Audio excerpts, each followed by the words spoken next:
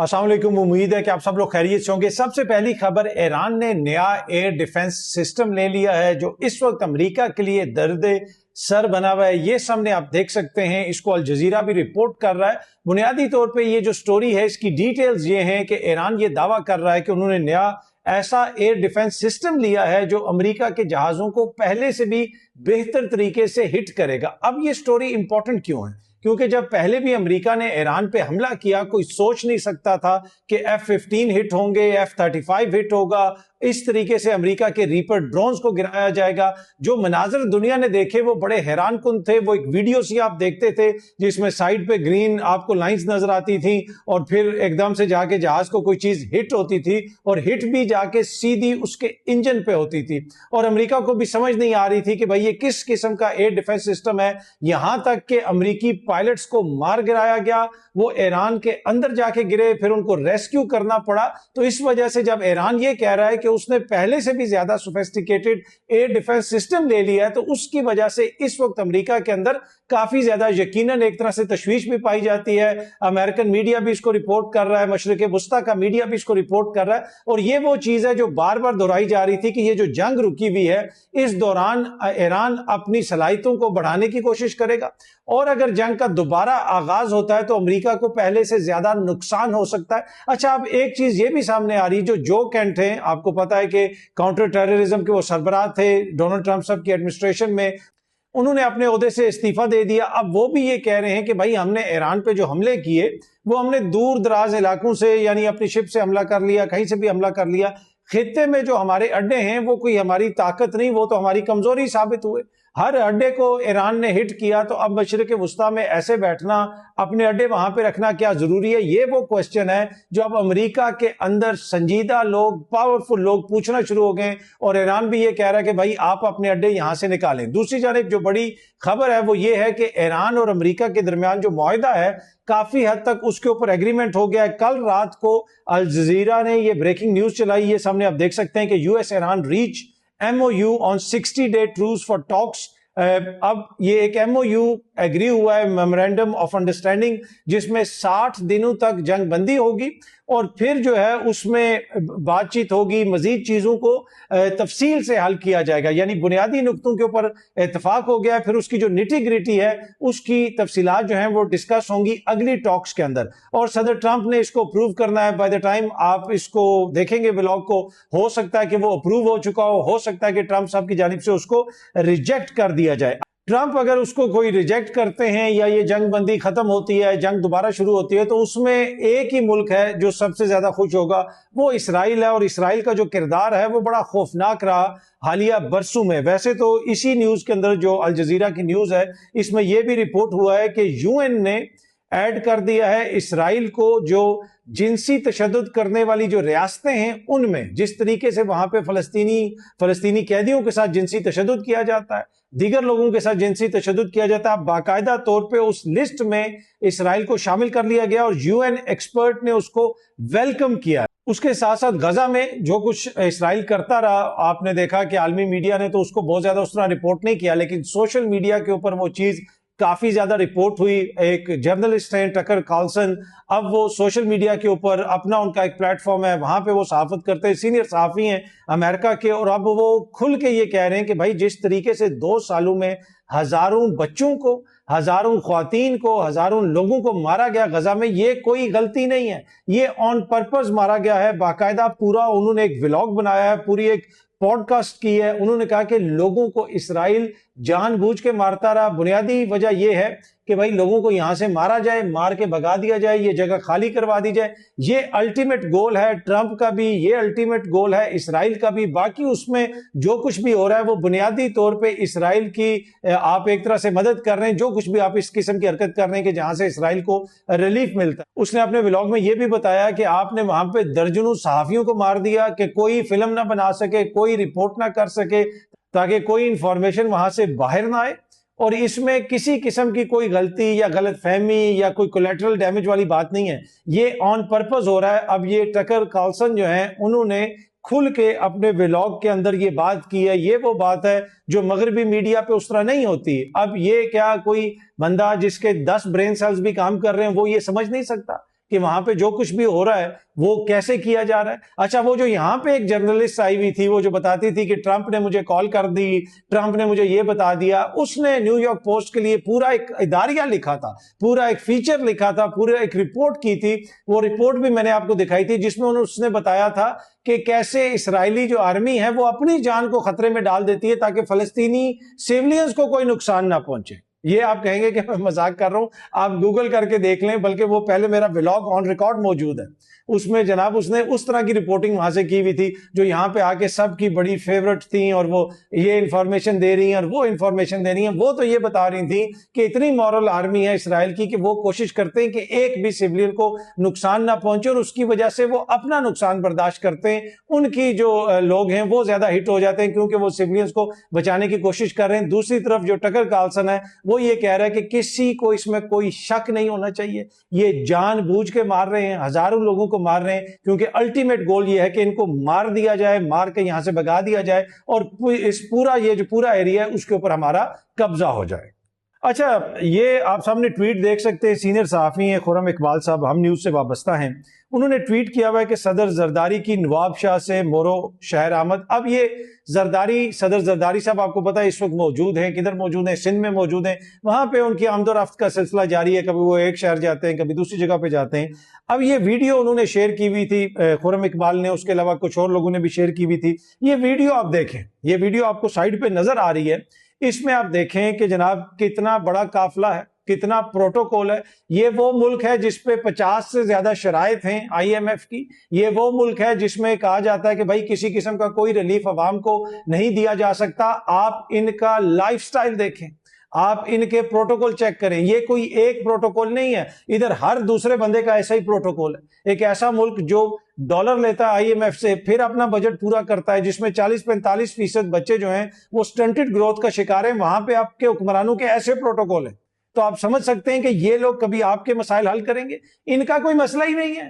ان کا کوئی مسئلہ ہو تو ان کو سمجھ آئے نا. ان کے بچے جو ہیں کیا وہ ان حالات سے گزرتے ہیں جن سے آپ کے بچے جن حالات سے گزرتے ہیں, جن حالات کا سامنا عام پاکستانی کو ہے؟ ان کی بجلی مفت, ان کی ہر چیز مفت, ان کو کیا فرق پڑتا ہے؟ کل ہی میں دیکھ رہا تھا ایک ٹی وی پروگرام کے اندر, عید کا پروگرام تھا, اس میں وزیر اعظم کی کابینہ میں بیٹھی ہوئی ایک شخصیت جناب حذیفہ رحمان صاحب, جو ایک طرح سے کابینہ کے آپ ان کو منسٹر کہہ سکتے ہیں, وہ وزیر اعظم کے معاون خصوصی ہیں. وہ یہ بتا رہے تھے کہ بھائی غربت میں اضافہ ہوا ہے, بجلی مہنگی ہو گئی ہے, ہر چیز مہنگی ہو گئی ہے. میں حکومت کے اندر ہوں لیکن میں سچائی کو چھپا تو نہیں سکتا. انہوں نے کہا کہ جو اپر مڈل کلاس کے لوگ تھے وہ لوور مڈل کلاس پہ آ گئے. لوگوں کے لیے بہت زیادہ مشکلات ہیں. آپ جو مرضی دعوے کرتے رہیں, جو مرضی باتیں کرتے رہیں, لیکن حقیقت یہی ہے کہ غربت میں بہت زیادہ اضافہ ہوا ہے. تو ان غریب لوگوں کے امیر حکمران جو ہیں, آپ ان کے لائف سٹائل دیکھ لیں. کبھی BMW گاڑیاں منگوائی جا رہی ہیں, کبھی چیئرمین سینٹ کے لیے کوئی گاڑی منگوائی جا رہی ہے, پھر کہہ رہے ہیں جی وہ جنگ سے پہلے منگوائی گئی تھی. اور بھائی جنگ سے پہلے ہم ناروے تھے, جنگ سے پہلے کیا ہم بڑے آسودہ تھے؟ جنگ سے پہلے بھی تو ہم ایسے ہی تھے نا, معذرت کے ساتھ ایسے ہی بھوکے ننگے تھے, ایسے ہی پوری دنیا سے پیسے مانگتے تھے, ایسے ہی کسی کو کہتے تھے ادھر اکاؤنٹ میں پیسے رکھوا دو, کہ کبھی اس کو کہتے ہیں تم رکھوا دو, کبھی IMF سے مانگتے ہیں. تو کیا ایسے ماحول کے اندر ہمارے حکمرانوں کے لائف سٹائل ایسے ہونے چاہیے؟ ویسے کل زرداری صاحب جو ہیں انہوں نے میڈیا سے بھی بات کی, اور رات کو ٹی وی پہ ٹکر چل رہے تھے, اور جس میں ایک چیز بڑی انٹرسٹنگ تھی جو زرداری صاحب نے فرمایا کہ پاکستان کو ایسا بنا کر جائیں گے کہ آئندہ کی جو نسلیں ہیں ان کو تکلیف نہ ہو. اب میرے خیال میں شاید وہ اپنی نسل کی بات کر رہے تھے, ان کو تو کسی قسم کی کوئی تکلیف نہیں ہوگی. ماشاءاللہ یہ جتنے آسودہ ہیں ان کی تو اگلی نسلوں کو کوئی تکلیف نہیں ہوگی, نسلیں ان کی سیٹ ہیں. اب بس ایک ہی بڑا مسئلہ ہے نا کہ بیٹے کو وزیر اعظم کس طرح بنانا ہے, کیا اس میں ڈیل کی جائے, کیسے اس کو بنایا جائے, کیسے ادھر آگے تک پہنچایا جائے. بڑا مسئلہ تو ابھی یہی ہے. بہت ساری چیزوں کے اندر یہ چیز بار بار ڈسکس ہوتی ہے, لیکن عام پاکستانی جو ہیں ان کے مسائل یہ ختم کر کے جائیں گے. یہ عام پاکستانیوں کی 2-3 نسلیں تو ختم ہو گئی نا, کیا ان کے مسائل ختم ہوئے؟ لیکن اب اچھی خبر یہ ہے کہ زرداری صاحب نے کہا ہے کہ آئندہ نسلوں کو تکلیف نہ ہو تو یہ سارے مسائل جو ہیں ہم حل کر کے جائیں گے. مجھے یہ لگتا ہے کہ شاید یہ اپنی نسلوں کی بات کر رہے ہیں. عوام کی جو نسلیں ہیں یا عام پاکستانی جو ہیں ان کی تو اگلی نسلوں تک اس طرح مجھے مسائل حل ہوتے ہوئے نظر نہیں آتے کہ جہاں پہ حکمران اشرافیہ اور عام عوام کا کوئی کمپیریزن ہی نہیں. آپ کسی قسم کا ان میں دیکھ نہیں سکتے کہ یہ ایک دوسرے میں سے ہیں, یہ ان کے حکمران ہیں. کیا اتنے غریب لوگوں کے ایسے حکمران ہوتے ہیں؟ اس کا فیصلہ پھر آپ خود کر لیں.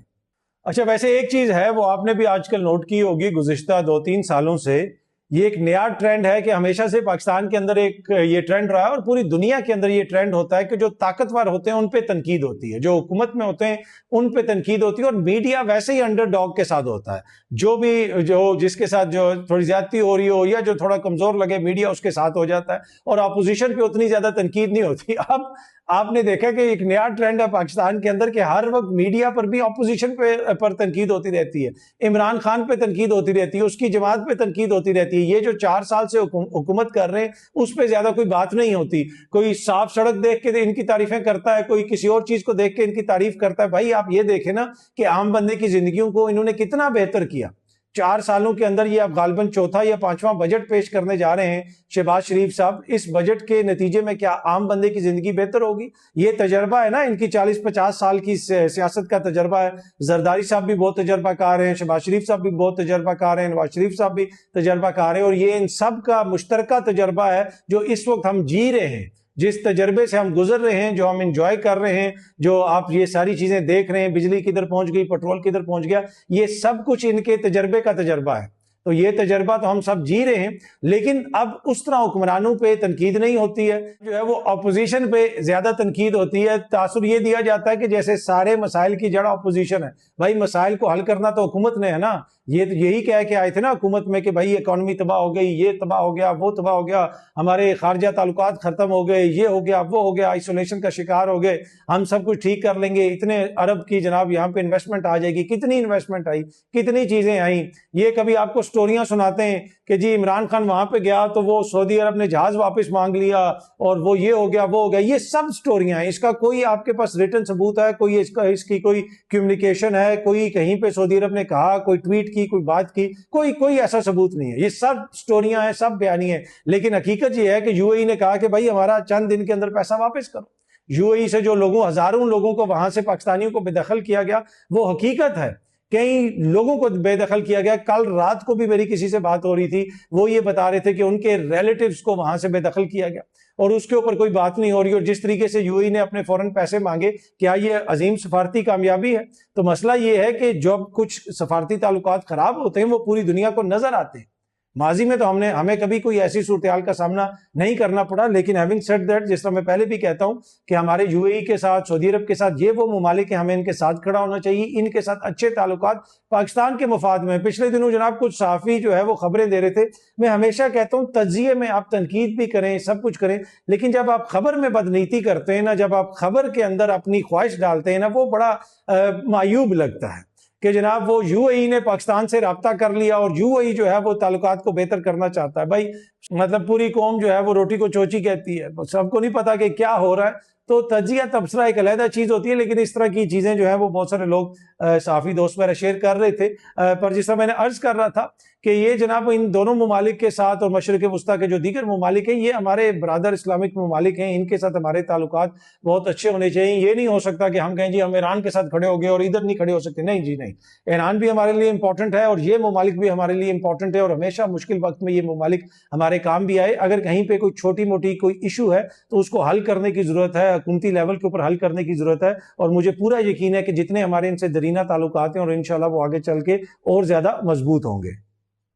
اچھا جی، ایک خبر میں دیکھ رہا تھا سوشل میڈیا پر، ٹک ٹاک پہ کسی نے شیئر کی ہوئی تھی، یہ سامنے آپ اس کا اسکرین شاٹ دیکھ سکتے ہیں۔ خبر یہ ہے کہ ایک اور بڑا کارنامہ، پاکستانی حکومت نے سورج کو اپنا اثاثہ قرار دے دیا۔ اب اگلا ٹارگٹ آکسیجن ہے، اونچی اڑان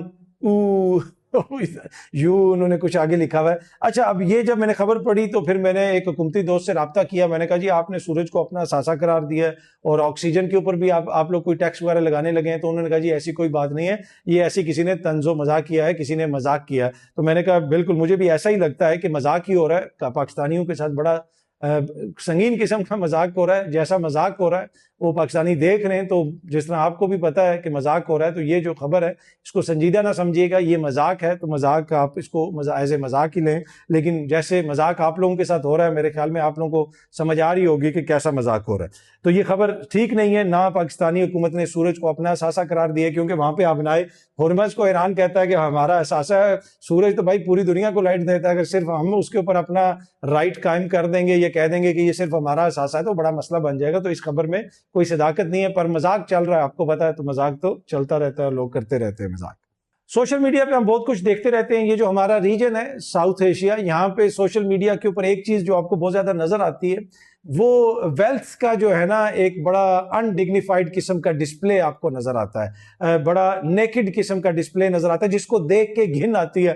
گاڑی کے ساتھ تصویر، گاڑی کے ساتھ ویڈیو، مطلب آئی ڈونٹ نو پتہ نہیں کیا ہے۔ اور آپ نے دیکھا کہ نیپال میں بھی وہ جو حکمراں اشرافیہ تھی، وہ ان کے بچے تھے، وہ سوشل میڈیا پہ اپنی تصویریں چڑھاتے تھے کہ جی اس کلب میں بیٹھے ہوئے ہیں، یہاں یہ کھا رہے ہیں، یہ پی رہے ہیں، یہ گاڑی ہے۔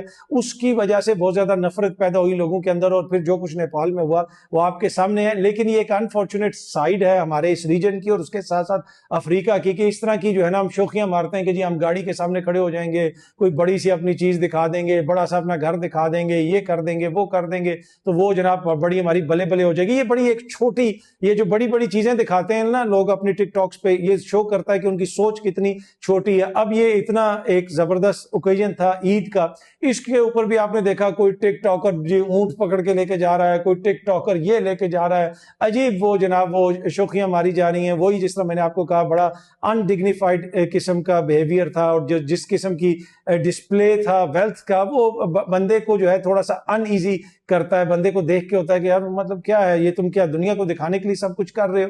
تو یہ وہ ٹک ٹاکرز وغیرہ تو کرتے رہتے ہیں۔ اور پھر ہم نے دیکھا کہ وسیم بھائی کی وہاں سے ایک ویڈیو آئی، وہ بھی ٹک ٹاک پہ کافی چلی، اور اب جو ہے ایک اور ویڈیو آئی ہے، یہ جو سائیڈ پہ چل رہی ہے، فخر عالم صاحب ہیں، وسیم اکرم صاحب ہیں، یہ حج کر رہے ہیں، اور فخر عالم صاحب اس ویڈیو کے اندر بتا رہے ہیں کہ بھائی ابھی ہم نے جو حج کے ہمارا آلموسٹ ختم ہونے والا ہے، کچھ چیزیں رہ گئی ہیں، اور ہمیں اس دوران پتا چلا کہ مصباح الحق کی برتھ ڈے ہے، تو ہم نے یہ کیک منگوا لیا، اور پھر جو ہے مصباح الحق سے انہوں نے کہا کہ بھائی تم کیک کاٹو، پھر انہوں نے ہیپی برتھ ڈے بھی کہا۔ اچھا، یہ حج کے دوران جو ہے مطلب بڑا امپورٹنٹ چیز تھی کہ مصباح کی سالگرہ اگر فخر عالم نہ مناتے یا وسیم اکرم بھائی نہ مناتے تو میرے خیال میں کافی مسئلہ بننا تھا، تو اس وجہ سے انہوں نے ضروری سمجھا کہ یہ منایا جائے۔ اب یہ مجھے اس میں کوئی اعتراض نہیں ان کے اوپر، لیکن جس طرح میں نے آپ کو کہا کہ ٹک ٹاکرز میں اور نیشنل ہیروز میں فرق ہونا چاہیے، اور مجھے یہ لگا کہ فخر عالم صاحب کو زیادہ انتھوزیاسٹک تھے اس پہ، اور مصباح مجھے تھوڑا سا ریلیکٹنٹ لگا بیچارہ، جس طرح وہ بیٹھا ہوا تھا، سالگرہ تو اس کی تھی لیکن اس نے کوئی زیادہ انتھوزیازم شو نہیں کیا،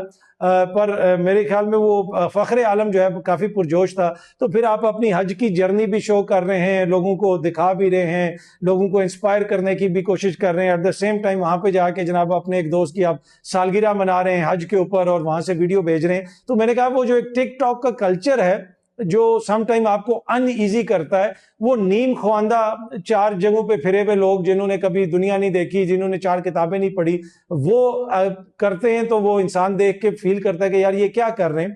لیکن پھر جب وہ اب ہر چیز ہی آپ نے اگر ٹک ٹاک وغیرہ پہ اس طرح شیئر کرنی ہے، ویڈیوز بنانی ہے، سوشل میڈیا پہ شیئر کرنی ہے، تو اس کے اوپر یقیناً لوگ بات کریں گے۔ پر میرے خیال میں شاید وہ لوگوں کو انسپائر کرنا چاہ رہے تھے، فخر عالم انہوں نے بات کی، اور وہی مجھے سب سے زیادہ انتھوزیاسٹک وہ لگے، آلدو کہ تالیاں سب نے بجائیں، آپ ویڈیو کے اندر بھی دیکھ سکتے ہیں۔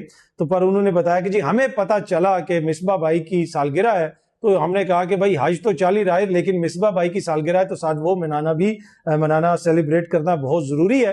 تو انہوں نے سیلیبریٹ کی، اور میرے خیال میں شاید یہ ایک وہ اچھا پیغام دینا چاہتے تھے کہ اپنے دوستوں کی سالگرہ وغیرہ نہ بھولیں، آپ جدھر بھی ہیں دوستوں کو یاد رکھیں، اچھے دوست جو ہے وہ بڑے اچھے ہوتے ہیں، اور جو ہے ان کی اسی طرح سالگرہ وغیرہ منانی چاہیے۔ تو سنس اب انہوں نے سوشل میڈیا کے اوپر ایک کانٹینٹ شیئر کیا، تو لوگ اس پہ تجزیہ تبصرہ تو کریں گے، اس پہ بات تو کریں گے۔ باقی جتنے بھی لوگ حج کرنے گئے ہوئے تھے ان سب کو بہت بہت حج مبارک ہو۔ اللہ تعالیٰ جو ہے سب کے لیے آسانیاں پیدا کرے، خاص کر کے پاکستان کے لیے آسانیاں پیدا کرے، پاکستان کی عوام کے لیے آسانیاں پیدا کرے، اور جو زرداری صاحب نے کہا ہے نا کہ آئندہ کی نسلوں کو تکلیف نہ ہو، کچھ ایسا کر کے جائیں گے، تو میرے خیال میں اگر وہ کچھ ایسا کر جائیں یہ حکمران کہ ہماری اگلی نسلوں کی کوئی تکالیف آسان ہو جائیں، تو وہ بھی ہمارے لیے بہت بڑی ریلیف ہوگی۔ بہت جلدی آپ سب دوستوں سے دوبارہ ملاقات ہوگی۔ Thank you very much.